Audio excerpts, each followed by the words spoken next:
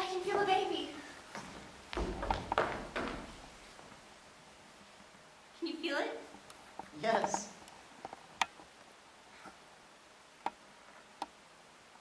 When my baby sister Jenny died of diphtheria. Mama was pregnant with Laura at the time, and they had her in bed resting. And Papa's sisters from Brazoria came over to take care of us. And one of them took me in her arms and showed me Jenny in her coffin, and I got hysterical. I fought to get away, and I raised such a commotion that Papa ran in, and his sister told him he had an unnatural child that refused to look at her own dead sister. Mama doesn't even have Jenny's picture in the house any longer. It's hidden away in the bottom of her cedar chest. The day of Jenny's funeral, they sent me away to play with a friend. And my friend's older sister told me I was sent there because they didn't want me to see Jenny nailed up in a box and buried in the ground.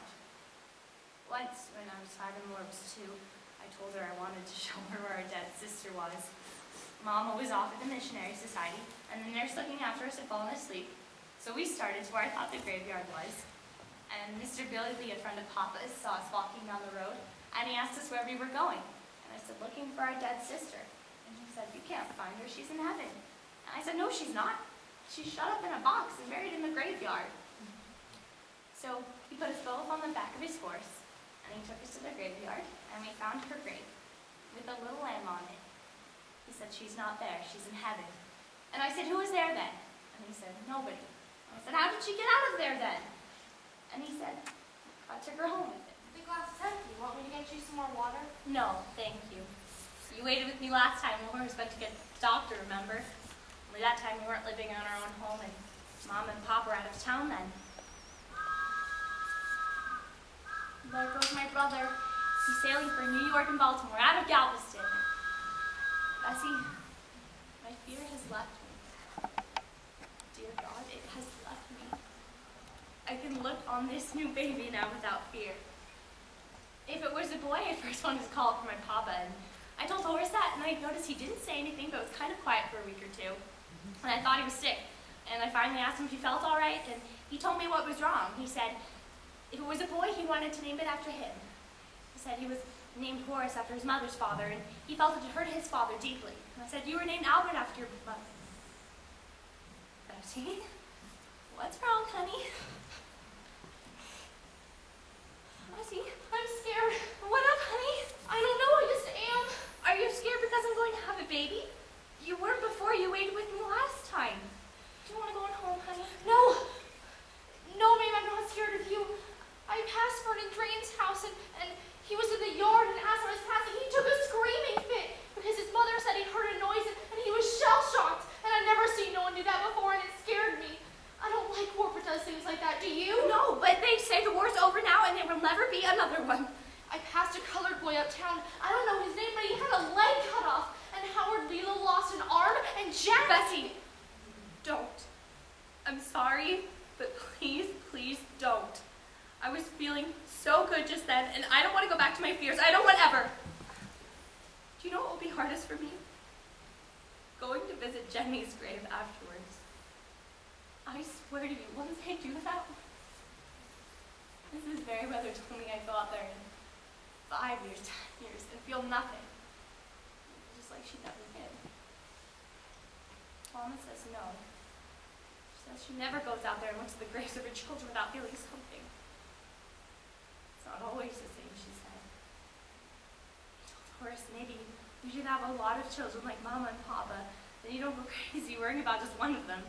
But Horace said he'd go crazy if he had the responsibility of a large family like Papa does. He says he doesn't see how Papa stands it sometimes, the way his children spend money and make demands on him, and if it's a girl, I'm going to name her after my mother. Horace was glad about that, he said, after I explained why I didn't want to name her after myself. He said, I had named Jenny after myself, and I felt it would be disloyal to ever name a baby after me.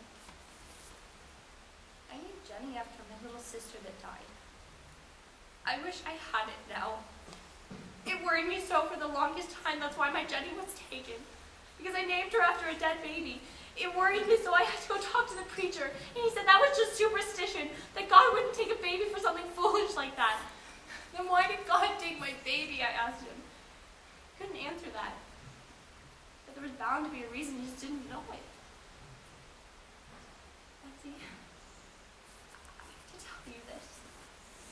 I have to tell somebody this. Remember how I used to always talk to you before the other baby came? Remember how excited I was about having that baby?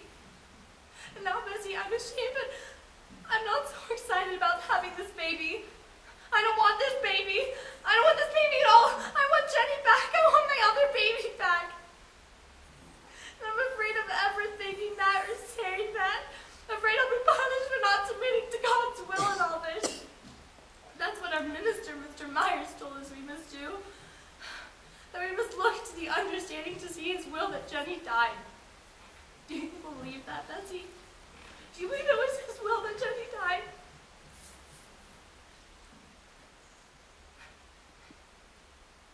I'll name the next baby after this one. If it's a girl. Brella, too, after Horace's mother.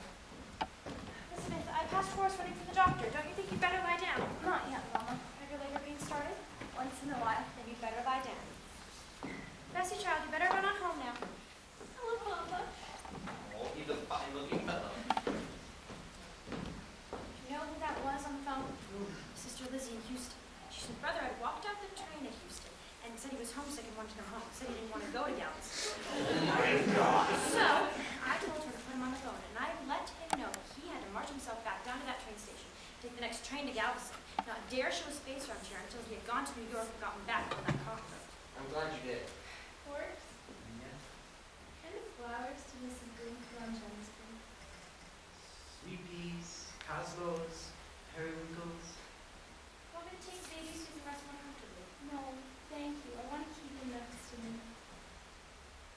Looking at them like this, you can't imagine anything bad happening to them. No bad habits, no sickness, no killings, no wars. Well, they all say we're never going to have another war, so I guess we won't have to worry about that for him now.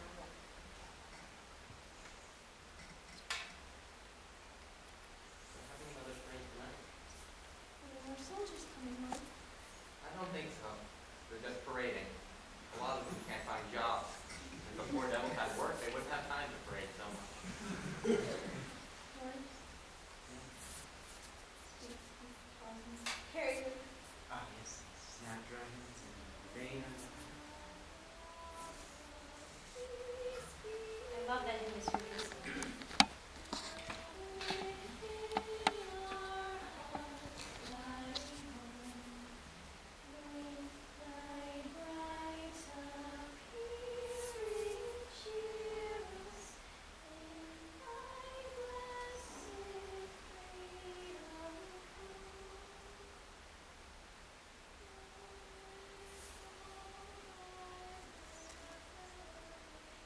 Osmonds, Harry, snapdragons, Urbana.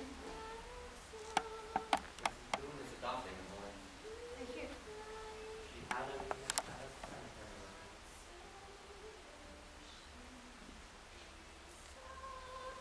No more wars.